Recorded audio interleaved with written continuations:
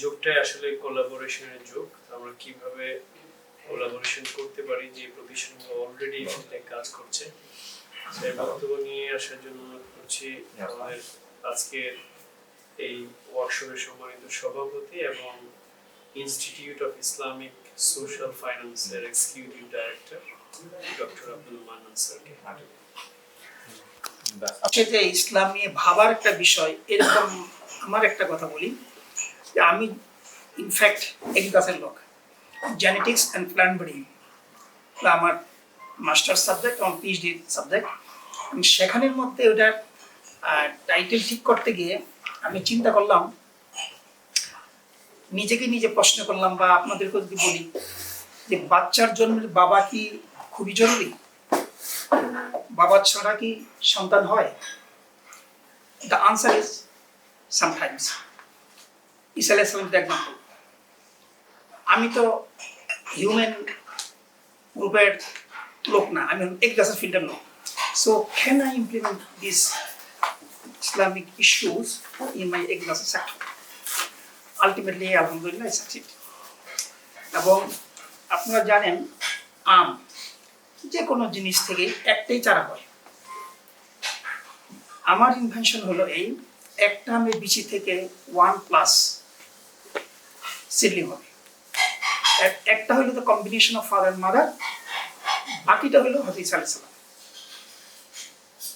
এটাকে বায়োলজির ভাষায় পলিএমব্রায়োনিক।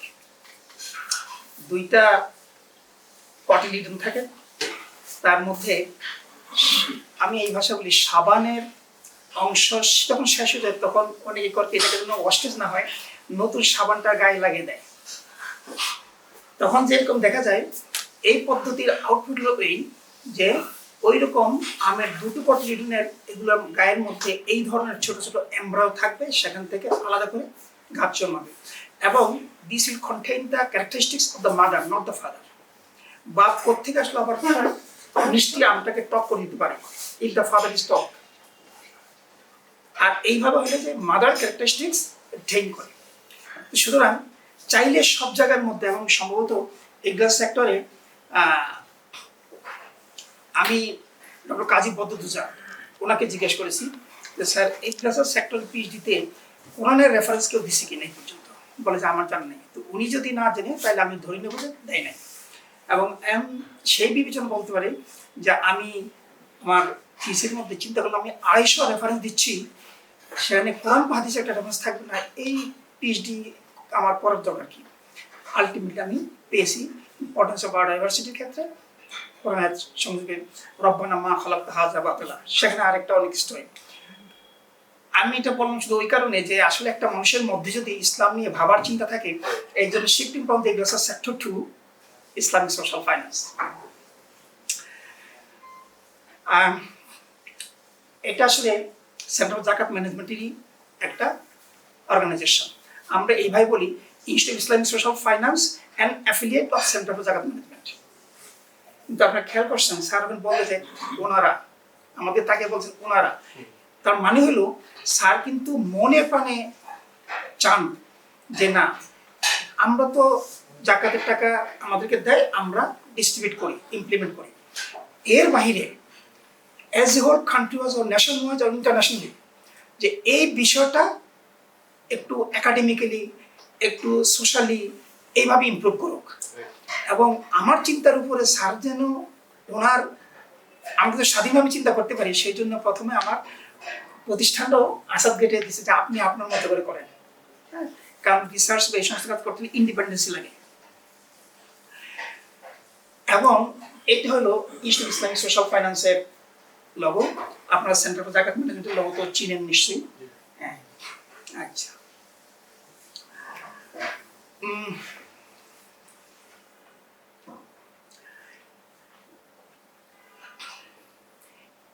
এই সমস্ত কথাগুলো বলে এগুলো আপনাদের সব জানা।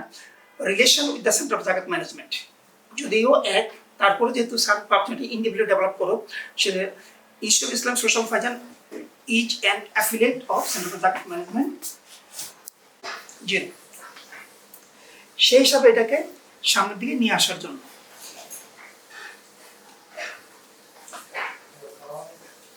এখান থেকে আমি একটু বলি objective institute of Islamic social finance. প্রথমে রিসার্চ, আমরা কিছু রিসার্চ কমিশন করি, সেটা আমি কয়েকটা জিনিস দেখাবো।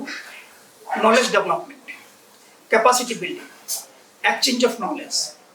ভিতরে যাওয়ার প্রয়োজন আমি মনে করি না, যেহেতু বিষয়গুলো আপনারা বুঝবেন।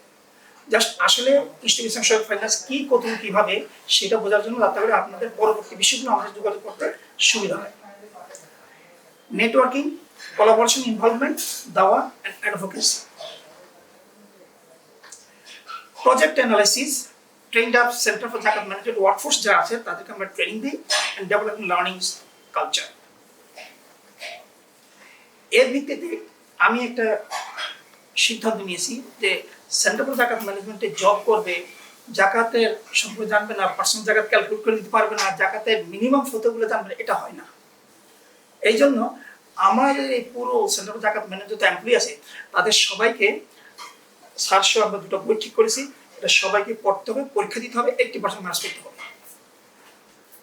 এবং সেগুলো আমাদের হেড অফিস যারা আছে তাদেরকে আমি শেষ করে ফেলছি, ফিল্ড অফিস যারা আছে তাদেরকে একটা বই জাকাতের বিধিবিধান কমপ্লিট হয়েছে এবং আরেকটা বই এখন পাচ্ছি, সেটা আমাদের স্যারের লেখা। এইটা একটু জানলে আপনাদের ভালো লাগতে পারে। ডক্টর শেখ আব্দুর রশিদ, যিনি বর্তমানে সিনিয়র সেক্রেটারি অফ এডুকেশন এবং কয়েকদিন আগে শুনেছি সম্ভবত চলে পর উনি ক্যাবিনেট সেক্রেটারি হবেন, উনি হলেন আমার চেয়ারম্যান। প্রফেসর মুজাহিদ ইসলাম স্যার, মুজাহিদ ভাই তো এক্সপায়ার করলেন, উনি ছিলেন ভাইস চেয়ারম্যান। তারপর ডক্টর আয়ুব মিয়া, দেওয়ান আলমগীর সাহেব, উনি আসলে বোর্ডের ইঞ্জিনিয়ার বাট এখন ডেভেলপমেন্ট সেক্টরে কাজ করে, ইন্ডিপেন্ডেন্ট কনসালটেন্ট। জুবাইর ভাইয়ের কথা আপনারা জানেন। প্রফেসর সাইদা সুলতান রাজিয়া, উনিও বোর্ডের টিচার। আচ্ছা, শেখ ডক্টর হাসিনা শেখ, সে তো ব্যাংকিং আছে ঢাকা ইউনিভার্সিটি। ডক্টর মোহাম্মদ মিজানুর রহমান, এ হলো আমার বন্ধু এবং এই যে মানবত এখন জি, আমি গেলাম এক ক্লাসে, শৈলী ক্লাসে ইকোনমিস্ট মার্কেটিং ডিপার্টমেন্টে দুইজন আছে। তাই আচ্ছা। প্রফেসর মুক্তার আহমেদ ছিলেন, মাওলানা শাহ ওয়ালিউল্লাহ এবং আমি doctor Abdul Mannan as a member director হিসাবে। আমার সাথে আমার এখন যে টিম আছে সেই টিমের মধ্যে একজন আছে Azhari, graduate from Azhar university, Tarek Mahmud, এবং সে এই কয়েকটাকে বের করেছে। জাকাত, ওসল, সাদাকাত আমরা জানি, কর্জা হাসানা, ওয়াকফ, ক্যাশ ওয়াকফ, সাদকা জারিয়া, ফিদিয়া, ইতআম, কাফারা, হাদিয়া, সাদকাতুল ফিতর।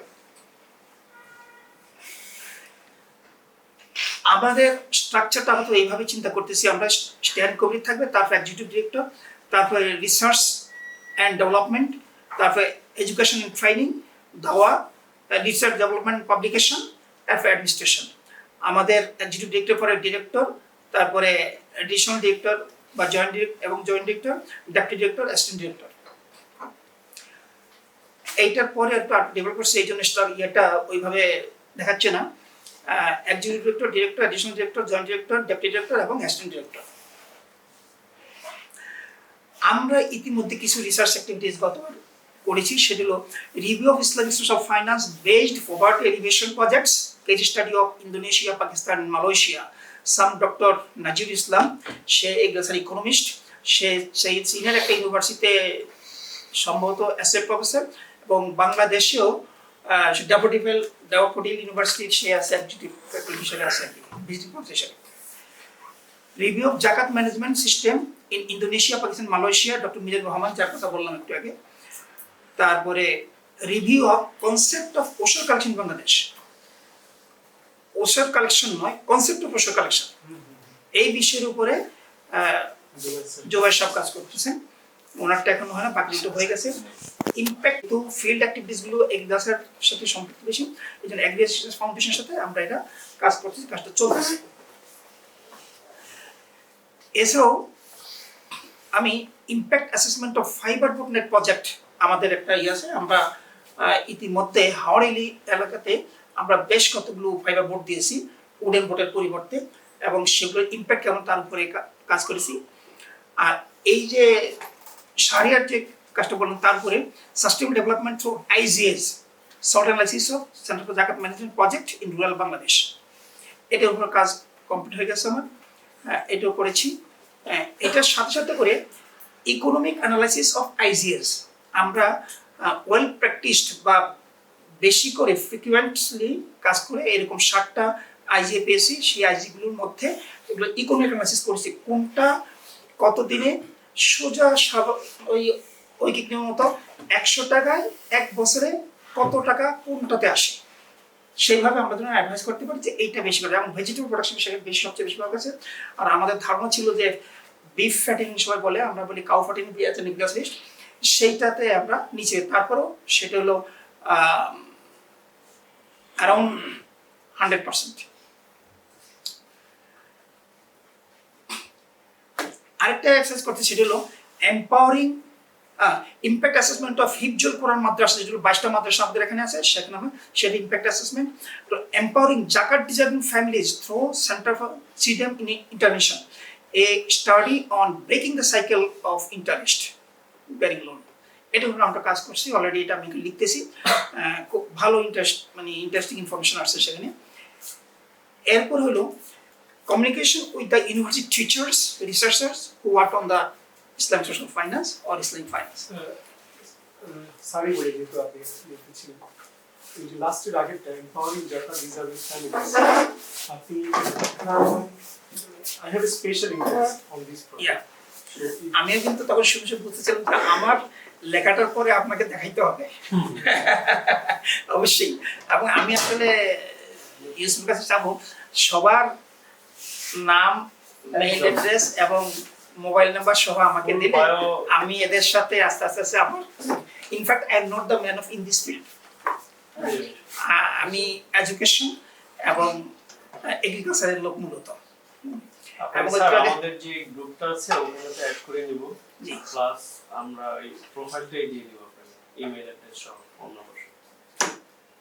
অথচ ডক্টর হান্নান, ও হলো বিজনেস ব্যাকগ্রাউন্ডের, আমি হলাম এগ্রিকালচার ব্যাকগ্রাউন্ডের, সায়েন্স এবং commerce, which one is better? University পরে বাড়িতে যখন যেত তখন আব্বা আমার সামনে আমাদের জন্য ডিবেট হতো। এক পর্যায়ে আমি যখন নাকি গ্রিন ইউনিভার্সিটি দেখলাম তখন এমবিএ করে ফেলছি এডুকেশন কি, আমি যা করছি তা তুমি করতে পারবা না সায়েন্স, বাট তুমি যা করো সেটা আমি করে ফেলছি, এই যে আমার এমবিএ সার্টিফিকেট। আপনাদের এই যে এমআইএস এর জন্মের পিছনে এটা একটা ঘটনা। এমআইএস এর বড় এই যে প্রফেসর ডক্টর হান্নান এবং ডক্টর মান্নান মিলে করছে প্রথম। তো ও কয়েকদিন পরে বললো যে বাইরে গেল, ফিরে এসে বলে ভাই আসুন, কি আসলে দেখে যে সেও সায়েন্সে করে কম্পিউটার করে ডিগ্রি করে আসছে, management information system, computer based management. এটা কিন্তু সায়েন্স, আমিও সায়েন্সে জিনিস করতে পারছি। এবং ফলোইং দ্যাট এই যে এমআইএস ডিপার্টমেন্টের জন্য এখন তো পরবর্তী অনেকগুলো এই ব্যাংকিং সিস্টেম, ম্যানেজমেন্ট সিস্টেম, আরো অনেকগুলো ঢাকা ইউনিভার্সিটি হয়েছে। আর যেটা আমি বলছিলাম, ইতিমধ্যে ঢাকা ইউনিভার্সিটিতে আমি একটা সেটিং দিয়েছি এবং আমি সবার মধ্যে আগ্রহ পেয়েছি যে ইসলামিক সোশ্যাল ফাইন্যান্স বিষয়টাকে কিভাবে আপনার স্টুডেন্টদের মধ্যে আস্তে আস্তে আস্তে একটু বেশি করে দেওয়া যায়। এবং সেখানে এক পর্যায়ে আলোচনা এরকম হলো যে একটা কোর্সের 30টা লেকচার থাকে, যে কোর্স টিউটর যিনি থাকেন তিনি চাইলে 1 বা 2টো লেকচার বাহির থেকে ইন দিস ফিল্ডের এক্সপার্ট লোক যারা আছে তাদেরকে নিয়ে আসতে পারে। তো আমি সেক্ষেত্রে বললাম যে ওয়েন তাহলে আমি আমার স্যারকে নিয়ে যাবো, ডক্টর আইব মিয়াকে, যদি এরকম কোনো ইয়ে থাকে। তাহলে আমাদের আজকে যেমন আপনারা শাহরিয়ার মুখ থেকে শুনতে চাইলেন যে আমাদের প্র্যাকটিক্যাল এক্সপিরিয়েন্সটা কীরকম, এগুলো কথা বলার জন্য আমরা সেখানে যাবো, আমাদের কলাবরটা একটু বাড়বে। আর আমি এই সমস্ত স্টুডেন্টদেরকে ইসলামিক সোশ্যাল ফাইন্যান্সের একটা কথা বলেই ফেলতে পারি। আর ইতিমধ্যে যাদের সাথে আমি কথা বলেছি, আজকে তো আপনাদেরকে দেখলাম, তার আগের কথা বলতেছি আর কি, অলরেডি আমরা চিন্তা ভাবনা করছি 20 থেকে 25 জন এই রেড ফিল্ডের আপনাদের ইউনিভার্সিটি টিচার আছেন ঢাকা ইউনিভার্সিটি, তাদেরকে নিয়ে আমি একটা প্রোগ্রাম করবো ঢাকা ইউনিভার্সিটি ক্যাম্পাসে। এবং রাজশাহীতে কথা হয়েছে, আমাদের লোক আছে। এইভাবে সব ইউনিভার্সিটিতে আমি যাওয়ার চেষ্টা করবো, কারণ আমাদের ইতিমধ্যে ইয়ের কারণে আমাদের স্কলারশিপ দেয়, সেই স্কলারশিপ কারণে আমাদের প্রায় সব ইউনিভার্সিটি আমাদের যোগাযোগ আছে। এবং নীতিগতভাবে আমরা একটা সিদ্ধান্ত নিয়েছি, সেটা হলো যে যিনি নাকি ইসলামিক সোশ্যাল ফাইন্যান্স রিলেটেড আপনাদের মাস্টার্সের যে স্টুডেন্টরা থিসিস করে, এই থিসিসটা যদি ইসলামিক সোশ্যাল ফাইন্যান্স রিলেটেড হয়, তাহলে এটা নীতিগতভাবে আমরা সিদ্ধান্ত নিয়েছি সেটা হলো 10 থেকে 15,000 টাকা আমরা তাকে তার থিসিসটা করার জন্য দেবো। ইভেন সেই স্টুডেন্ট যদি আমাদের এখানে আসতে চায়, আপনাদের তো যে ইন্টার্নশিপের বিষয় আছে, সে যদি আমার এখানে আসা থাকে এই 2 মাস 3 মাস আমার সাথে কথা বলে কাজ করবে, আমি কি করি তা দেখবে, এই ফিল্ডের নলেজ অর্জন করে এবং সেখান থেকে সে থিসিস করে নিয়ে যাবে। আমি যেসব রিসার্চগুলো করি এই সাথে তাকে ইনভলভ করে নিব, আর্টিফিশিয়াল উপর ভিত্তি করে সে নিয়ে যাবে। হ্যাঁ, আমি চাই যে আগামী 5 বছরে অ্যাটলিস্ট 100, আমি পিএইচডি কথা পরে বলি, মাস্টার্স থিসিস যদি আমি কালেক্ট করতে পারি, আমি মনে করি যে এই একাডেমিক সেক্টরে এটা একটা বড় ধরনের একটা ইম্প্যাক্ট ফেলবে। আমার যে কথাগুলো, এছাড়া আমরা কিছু ট্রেনিং করি এবং বিশেষ করে আমাদের জিএসপি স্টুডেন্ট যারা আছে তাদেরকে আমরা চেষ্টা করি প্রতি মাসেই অনলাইন অফলাইনের মাধ্যমে এই ইসলামিক সোশ্যাল ফাইন্যান্স বা আদার্স বিষয়গুলো নিয়ে কিছু ভ্যালুজ, এন্টারপ্রেনারশিপ ইত্যাদি বিষয়গুলো নিয়ে তাদেরকে কথা বলার জন্য। জিএসপি বলতে বলছে জিনিয়াস স্কলারশিপ প্রোগ্রাম, একটা প্রোগ্রাম আছে, ক্যাপাসিটি বিল্ডিং এন্ড ক্যারিয়ার ডেভেলপমেন্টের হচ্ছে আমরা তো ক্লেম করতে চাই অ্যাটলিস্ট আমি যদি এর বাইরের লোক হিসাবে চিন্তা করি, আমার বন্ধুদের সাথে সম্ভবত this is the largest programme in Bangladesh. Right.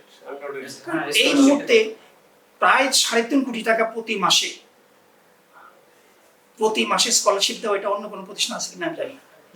যেটা 4,000 করে যেটা, হ্যাঁ 4,000 করে এটা জিএসপি এই প্রোগ্রাম এখন অনগোইং 8,000 আছে, আবার নতুন অ্যাড হচ্ছে। মাশাআল্লাহ। হ্যাঁ, ওদেরকে আসলে করা এবং ওদের ভিতরে যে কমিটমেন্টটা দাঁড় হবে, ওরা ইনশাআল্লাহ অলরেডি এবং কমিট করছে না। ঢাকাতে যে বিশ্ববিদ্যালয় আছে, Dhaka university, Jagannath university, Sher-e-Bangla university, Jahangir university, এদের স্টুডেন্ট আমি প্রচুর পাই এবং এদের মধ্যে একটা গ্রুপ স্টুডেন্ট আছে যে আমার তো প্রায় 100 জনকে আমি নিয়ে আসি একবার, এর মধ্যে প্রায় 30-40 জন স্টুডেন্ট তারা প্রত্যেক প্রোগ্রামে আসে। যে কেন আসো স্যার, ভালো লাগে। এবং এই ভালো লাগা থেকে আমি একটা শব্দ এখানে বলছি আলহামদুলিল্লাহ, এখন ওই শব্দটা আমার স্যারও বলে, সেটা হলো যে আমার একটা ট্যাক্স ফাইল আছে বাট আমার কোনো জাকাত ফাইল নেই। বাংলাদেশের কালচারটা গড়ে উঠুক যে প্রত্যেক একটা করে জাকাত ফাইল থাকবে। না, আমি তো বললাম আমাদের কিন্তু এখন বিজনেস প্রতিষ্ঠানরা কিন্তু আমাদেরকে নিয়ে যায়। যেমন আমি বললাম তো রিসেন্টলি একটা প্রতিষ্ঠানে জাকাত ক্যালকুলেট করছে, এবং অ্যাকাউন্টিং এক ধরনের জাকাত অ্যাকাউন্টিং কিন্তু একটু ডিফারেন্ট। তো আমরা এই দিছি সেটা বলেছি এখন যে আমার পার্সোনাল জায়গা আছে আছে কিনা, যে আমি নিজে মেইনটেইন করি এবং একটা কনসিডার তার মধ্যে ডাইরি আছে আলাদা ডাইরি। আমার আছে মানে ওই সিস্টেমে যেভাবে আমার ট্যাক্স ফাইল, এবং আপনি একটা ট্যাক্স ফাইল কেন মেনটেন করেন, কেন হয়, কারণ আপনি চাইলে আপনার ট্যাক্সটাকে ক্যালকুলেট করে দেওয়ার জন্য এক্সপার্ট আছে, তাই না? ওই যে অ্যাডভোকেটরা করে দেয়, কিন্তু আমি চাইলেই তো আমার, কিন্তু আপনি আপনারটা করবেন না, আমি আমারটা করবো, বাট একজন আপনার পাশের কলিগ একজন প্রফেসর যদি চায় যে নাকি আমাদের মতো করে এভাবে ওরিয়েন্ট না আছে না, তো সে যদি চায় সে তো পারবে না, তাকে কেউ না কেউ অ্যাসিস্ট করতে হবে, সেই লোকটা কোথায়? এই জন্য আমরা করেছি কি এই বছর 50 জন স্টুডেন্টদেরকে 2বার ফলো আপ ট্রেনিং, একবার 2 দিন করে 4 দিনের পার্সোনাল জাকাত ক্যালকুলেশনের উপরে তাদেরকে ট্রেন আপ করেছি, এবং সেখান থেকে আমরা তাদেরকে যেগুলো নিয়ে এক্সারসাইজ করছি তার বাইরে একটা আছে যে একজন ব্যক্তির এই অবস্থা তার জাকাত ক্যালকুলেশন করে দাও, আলহামদুলিল্লাহ পারে। তাদের সবাইকে বলেছি প্রত্যেকের অ্যাসাইনমেন্ট থাকলো কমপক্ষে 20 জন, না করো 10 জন, এবং আমি পরবর্তী খোঁজ নিয়েছি 10 জন 20 জন কেউ করতে পারে না, কারণ প্রথম গেছে একটা লজ্জার ব্যাপার, স্যারের আমি কিভাবে বলি, অথবা আমার কাকাকে আঙ্কেলকে কিভাবে বলি, এইভাবে ইন এন অ্যাভারেজ 5 জন করে যদি আমি ধরি তাইলে 50 জনে 250 লোকের কাছে, 5 × 5 = 25, 250 না, এই লোকের কাছে আমরা বুঝতে পারছি যে জাকাত ক্যালকুলেট করা উচিত, সে দেখেই আপনাকে দেওয়া, অথবা নতুবা কি হবে, আপনার যদি 550 টাকা জাকাত হয়, আপনি যে 500 টাকা দেন, 50 টাকা না দেন, এই 50 টাকা জাকাত আপনি খাইলেন, হ্যাঁ রাইট রাখলাম। এই বিষয়টা যখন নাকি তাকে ওই ভাষায় বলে তখন তো মানুষটা একটু নাড়াচাড়া দিয়ে ওঠে, তাকে এইটাকে হিট করা একটা খুব বড় জায়গা। এইভাবে তাদের ফিডব্যাকটা আমার কাছে খুব ভালো লেগেছে, এবং আমি এইটা আমার একটা মিশন হবে, আমি অন্তত 1000 স্টুডেন্টকে এইভাবে ট্রেন আপ করাবো, করলে সবাই যে একভাবে পারবে তা নয়, এখন 100টা স্টুডেন্ট যদি দাঁড়িয়ে যায় যে নাকি পার্সোনাল জাকাত ক্যালকুলেট করতে পারে সুন্দরভাবে, বিজনেস করার জন্য আরেকটু টাফ লাগবে, আমি সেই মতো আপত্তি চাইতে চাই না, পার্সোনাল জাকাতটা ক্যালকুলেট করে দিতে পারবে এবং তাকে একটা ফাইল মেনটেন করে দিতে পারবে, হ্যাঁ, এই ধরনের আমি লোক তৈরি করতে চাই, তাইলে ইনশাল্লাহ এই জিনিসটা হবে।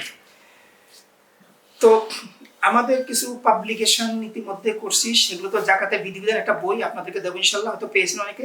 জাকাত ব্যবস্থান ও দার্দি মুসলিম কোশন স্যারের লেখা, সিরাতুল মুস্তাকিম স্যারের লেখা।